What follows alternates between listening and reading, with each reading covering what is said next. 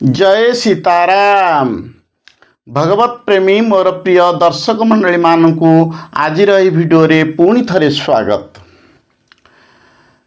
प्रिय दर्शक मान सम्मुखें आज प्रसंग आम रखा जाऊँ कर्तव्य कर्म रे निष्काम भाव संपादन करा जाए कहीं।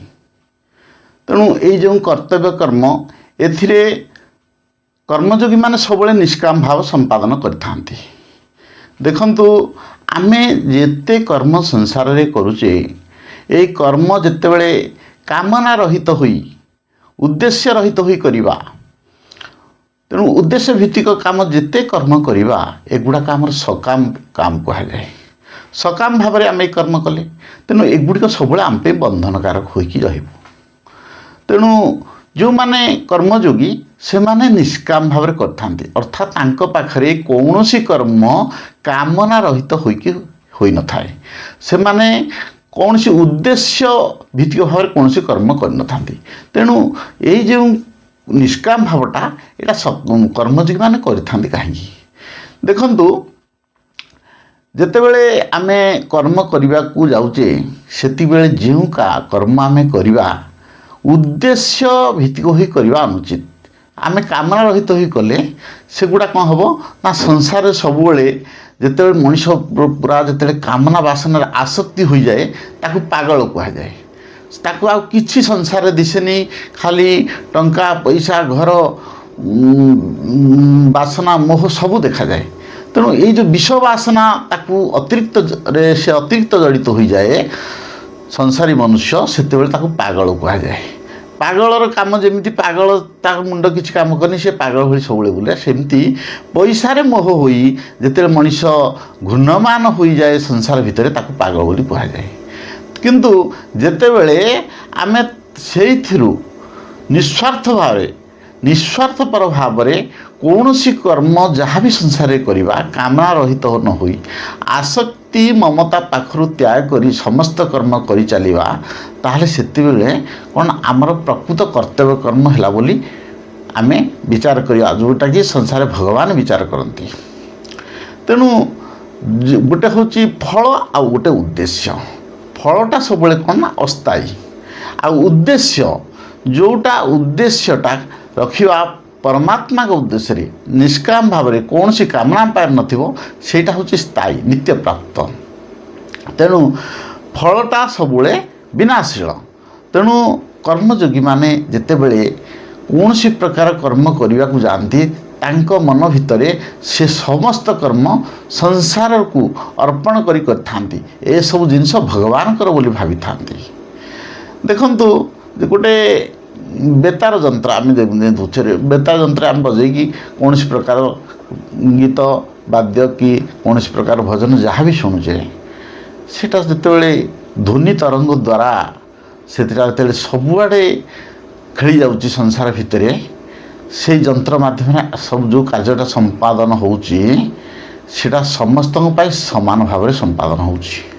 तेणु संसार से भली भगवान को शक्ति सबू भितर काम करे। अर्थात जो भगवान जो कार्य करती तांकर जो कर्मटा करती संसार पाई से समस्त से सेवाटा करती।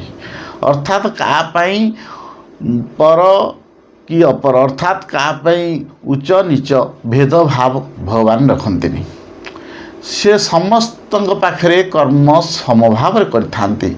तेणु ये जो कर्म करथांती सही कर्म कर्मयोगी माने से भली करथांती। तेणु से माने कौन सी प्रकार उद्देश्य न रखी जे कौन स्थान में से माने कर्म करती से माने कौन सी प्रकार कर्म को खोजिकी करती। संसार भीतर कौटी किए कौन करुँच जाकि साहाଯ୍य करा बुली बुली एमती करती। तांको पाखरकू जो कर्म आपे आपे आसे से कर्मटा जदि आम करवा ताहले से पुण्य अर्जन हम यहाँ सेवा बोली कहुब।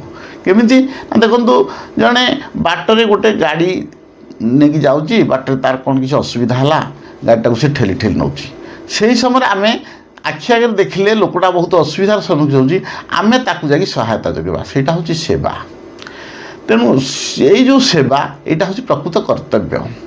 किंतु आमे जदि संसार भितर सबुले किसी उद्देश्य रखिकी ଅର୍ଥାତ୍ ଆମର କିଛି ନାଁ କମେଇଦେବା। ଆମେ ଯେମିତି 5 ଜଣ ଲୋକ କହିବେ ଯେ ଏଇ ଲୋକଟା ଆମେ ସମାଜରେ ବହୁତ ଲୋକଙ୍କ ସେବା କରୁଛି, ବୁଲି ବୁଲି ଯେତେ ସେବା କରିବା, ନାଁ କମେଇବା, ଏସବୁ ଜିନିଷ ସେବାରେ ଯାଏ ନାହିଁ। ତେଣୁ ଏଇଟା ହେଉଛି ପ୍ରକୃତ କର୍ତ୍ତବ୍ୟ କର୍ମ। କେଉଁଟା ନା ଯେଉଁଟାକୁ ଲୋକମାନେ ନିରୀହ ଅବସ୍ଥାରେ, ଅସହାୟ ଅବସ୍ଥାରେ ରହିଥିବେ ଏବଂ ଖୋଜୁଥିବେ ଅନ୍ୟର ସାହାଯ୍ୟ, ସେତିକିବେଳେ ଯଦି ଆମ ଆଖିରେ ସେଇଟା ପଡ଼ୁଛି, ଆମେ ସେଇ ସେବାଟା ସାଙ୍ଗେ ସାଙ୍ଗେ ଯୋଗାଇ ଦେବାଟା ଆମର କର୍ତ୍ତବ୍ୟ କର୍ମ। ତେଣୁ ନିଷ୍କାମ ଭାବରେ କୌଣସି କାମନା ରଖି ଆମେ ଯେଉଁ କର୍ମ ଗୁଡ଼ା କରିବା, ଏଗୁଡ଼ାକୁ ସେବା ବୋଲି ଆମେ କହିବା।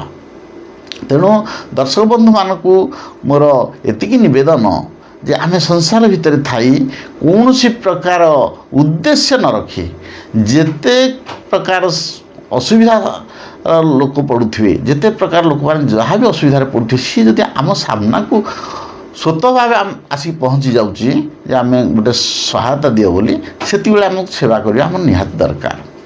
ତେଣୁ ସେଇଟା ପ୍ରକୃତ ହେଉଛି ସେବା। ତେଣୁ ଆମେ ସମସ୍ତେ ମିଳିମିଶିକି କ'ଣ କରିବା ନା, ସଂସାରରେ ଯଦି ଏଭଳି କର୍ମ କରିବା, ଆମେ କେତେବେଳେ ହେଲେ ଅସୁବିଧାର ସମ୍ମୁଖୀନ ହେବାନି। ଭଗବାନଙ୍କ କୃପା ଆମ ପ୍ରତି ନିଶ୍ଚିତ ହେବ। ଯେହେତୁ ଭଗବାନଙ୍କ ଶକ୍ତି ସବୁ ଭିତରେ ରହୁଛି, ତେଣୁ ଆମେ ଯଦି ସେଇ ସେବାଟା କରିବା, ସେଇଟା ଈଶ୍ୱର କରୁଛନ୍ତି ବୋଲି ଭାବିବା। ଆମ ଭିତରେ ଈଶ୍ୱରଙ୍କ ଶକ୍ତି କାମ କରୁଛି, ଆଉ ଏହି ସେବା ଗୁଡ଼ିକ ବାରମ୍ବାର କଲା ପରେ ଆମ ଭିତରେ ମଧ୍ୟ ଭଗବତ ପ୍ରେମ ଅଧିକରୁ ଅଧିକ ଜାଗ୍ରତ ହେବ।